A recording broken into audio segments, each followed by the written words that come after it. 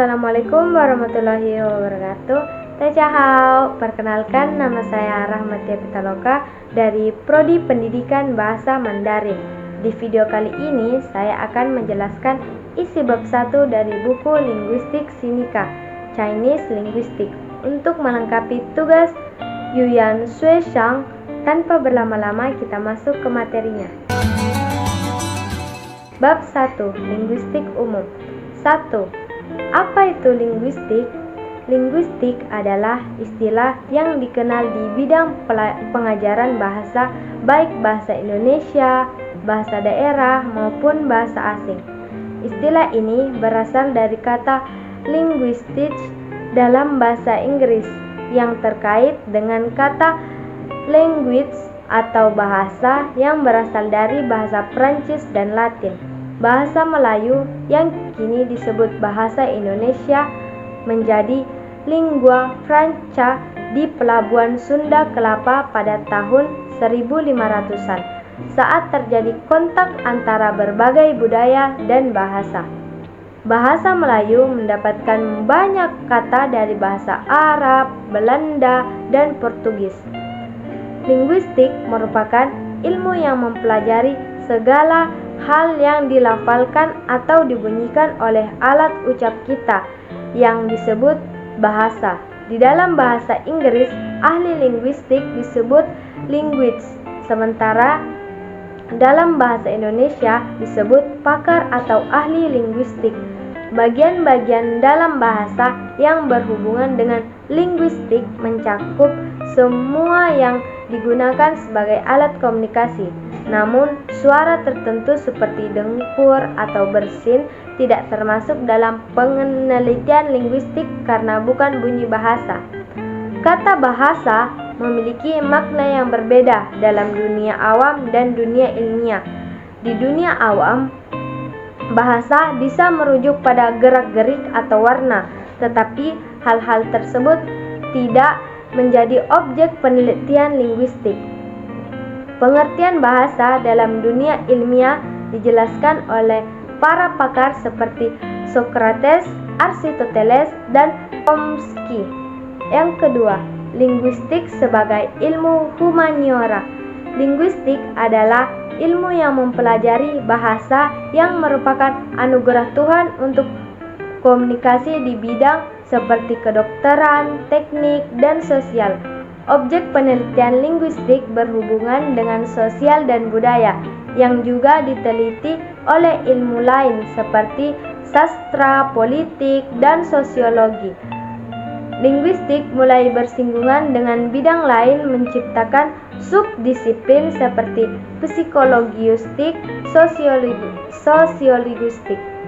Bahasa digunakan untuk berkomunikasi, memberi informasi, bertanya, dan memerintah. Misalnya, orang Indonesia menggunakan bahasa Indonesia, sedangkan orang Inggris menggunakan bahasa Inggris. Penelitian linguistik juga membahas variasi penggunaan bahasa dalam konteks sosial dan kalimat yang digunakan dalam budaya tertentu. Hari Murti Kridalaksana 1982 mengkategorikan ilmu pengetahuan menjadi 3 bidang: ilmu pengetahuan alam, ilmu pengetahuan sosial budaya, dan ilmu pengetahuan formal. Meskipun Harimurti tidak secara spesifik mengklasifikasikan linguistik, ia mencatat bahwa ilmu pengetahuan sosial budaya berkaitan dengan manusia. Hal ini menunjukkan linguistik termasuk dalam golongan ilmu sosial budaya.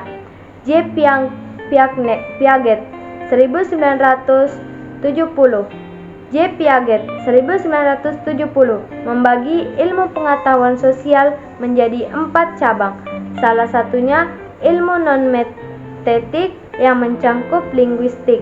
Piaget menekankan bahwa linguistik berkaitan langsung dengan aspek sosial budaya, sehingga linguistik dapat digolongkan sebagai bagian dari ilmu humaniora. Kini banyak universitas yang menggunakan istilah humaniora dalam penampakan fakultasnya. Ketiga, definisi bahasa. Setelah membahas posisi linguistik dalam ilmu pengetahuan, mari kita fokus pengertian bahasa. Bahasa menjadi objek studi linguistik yang telah ada sejak lama, bahkan sebelum istilah linguistik diperkenalkan pada tahun 1808. Poin utama dari bahasa ini yang pertama yaitu sejarah linguistik. Penelitian tentang bahasa sudah ada sejak zaman Sokrates, Plato, dan Aristoteles di Yunani kuno. Mereka memperkenalkan hakikat bahasa tanpa menggunakan istilah linguistik. Pada abad ke-19, linguistik menjadi ilmu mandiri dengan teori dan metode penelitian sendiri. Kedua, linguistik di Indonesia. Di Indonesia, istilah linguistik baru dikenal pada tahun 1980-an.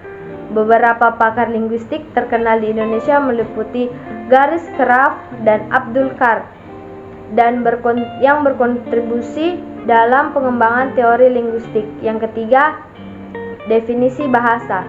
Bahasa didefinisikan sebagai sistem tanda bunyi yang disepakati oleh kelompok masyarakat berkomunikasi dan saling mengidentifikasi. Ada beberapa komponen dalam bahasa termasuk fonologi, morfologi, dan sintaksis. Keempat, sistem tanda. Bahasa merupakan sistem tanda yang berarti ia memiliki struktur dan keteraturan. Tanda bisa berupa kata atau simbol yang mewakili makna tertentu, misalnya rumah dengan desain tertentu mewakili daerahnya. Yang kelima, penggunaan bahasa. Sistem tanda bunyi digunakan untuk berkomunikasi dengan kerjasama agar komunikasi berjalan baik. Harus ada kesepakatan mengenai makna di antara penuturan bahasa. Contoh, ketidakkesepakatan makna terjadi antara bahasa Indonesia dan bahasa Malaysia.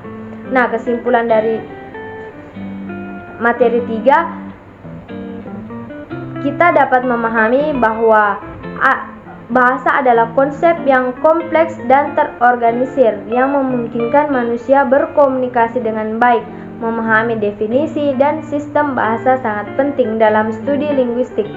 Yang keempat yaitu tujuan, manfaat, dan sumbangan linguistik. Linguistik adalah ilmu yang mempelajari bahasa. Tujuannya adalah untuk menjelaskan dan mendeskripsikan bahasa, baik secara umum maupun khusus.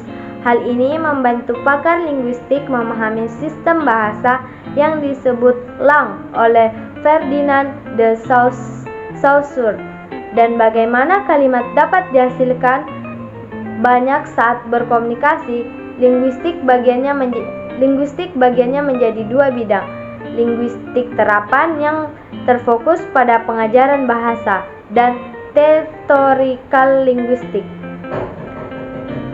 Memahami bahasa sangat kompleks karena mencangkup banyak aspek seperti fonetik, fonologi, morfologi, sintaksis, dan semantik. Seorang yang tertarik dengan salah satu bidang perlu mempelajari yang lainnya juga, karena semua bidang tersebut saling berhubungan. Linguistik bermanfaat bagi penelitian dan guru untuk menjelaskan fenomena dalam bahasa dan membantu pengajaran bahasa. Linguistik juga berkontribusi untuk memahami aspek sosial kehidupan manusia. Misalnya, penelitian dalam fonetik dapat membantu kedokteran untuk mengatasi gangguan bicara.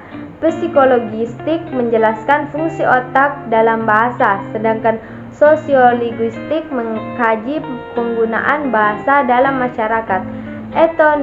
Etnolinguistik membantu memahami hubungan bahasa dengan masyarakat perdesaan. Pragmatik yang muncul pada tahun 1970-an mempelajari penggunaan bahasa dalam konteks kehidupan manusia. Selain itu, linguistik membantu dalam pemberantasan buta huruf, seperti di Tiongkok dengan menciptakan ejaan Hanyu Pinyin untuk mempermudah belajar bahasa Mandarin. Dengan demikian, linguistik bekerja sama dengan ilmu lain untuk menyelesaikan permasalahan yang terkait dengan bahasa yang memberikan kontribusi yang berharga. 5 yaitu linguistik dan pengajaran bahasa. Penelitian tentang bahasa dimulai di Yunani kuno yang mengarah pada klasifikasi bagian-bagian pidato seperti kata benda, kata kerja, dan kata sifat. Seiring berkembangnya linguistik, para ahli menciptakan teori di bidang seperti fonetik, fonologi, morfologi, sintaksis, dan semantik yang membantu dalam memahami bahasa. Teori-teori ini mencakup aturan-aturan untuk struktur kalimat seperti subjek, predikat, objek, dan pelengkap, dan kata keterangan. Guru menggunakan aturan ini menjelaskan pola kalimat yang tepat kepada siswa, menunjukkan pengaruh linguistik pada pengajaran bahasa. Sejak tahun 1990-an, pengajar bahasa telah bergeser fokus pada struktur tata bahasa menjadi penekanan keterampilan komunikasi, menggunakan metode komunikatif dari linguistik fungsional yang memandang bahasa sebagai alat komunikasi. Sementara linguistik memengaruhi pengajaran bahasa, ia tidak menyediakan metode pengajaran, langsung sebaliknya. Ia menawarkan pengetahuan tentang bahasa yang krusial untuk pengajaran yang efektif. Guru harus mempelajari linguistik untuk mengajarkan bahasa dengan benar. Dengan demikian, pengajar bahasa adalah linguistik terapan yang mengharuskan pengajar bahasa memahami prinsip-prinsip linguistik agar pengajar dapat berhasil. Yang keenam yaitu pembidangan dalam linguistik. Perkenalan linguistik memiliki banyak bidang yang dapat dilihat dari dua sudut: faktor bahasa yang dipelajari dan tujuan penelitian. Poin-poin utama yang pertama yaitu dari sudut faktor bahasa. Terdapat tiga bidang dalam linguistik. Mikrolinguistik teoritis mencakup teori linguistik, deskriptif linguistik, dan linguistik histori komparatif. Makrolinguistik identisipilir termasuk fonetik, tika, filsafat bahasa, psikologistik, sosiologistik, etologistik, semiotika pragmatik, dan lainnya. Juga terapan seperti pengajaran bahasa dan penerjemah. Sejarah linguistik memperlihatkan perkembangan bahasa dari masa lalu. Yang kedua yaitu dari sudut tujuan penelitian. Bidang dapat menjadi terapan dan bukaan terapan serta sejarah linguistik. 3. Pragmatis merupakan bidang yang berhubungan dengan penggunaan bahasa dalam konteks sosial dan hukum, dapat mempengaruhi dan dipengaruhi oleh bahasa. Kesimpulan dari materi 6 ini yaitu linguistik umum bertujuan untuk membantu membaca, memahami linguistik dan relevansinya dalam penelitian dan pengajaran bahasa. Selanjutnya, pembaca akan mempelajari linguistik sinika yang lebih spesifik tentang bahasa Mandarin. Sekian materi yang dapat saya sampaikan, kurang lebihnya mohon dimaafkan. Wabillahi taufiq wal hidayah. Wassalamualaikum warahmatullahi wabarakatuh. Cece.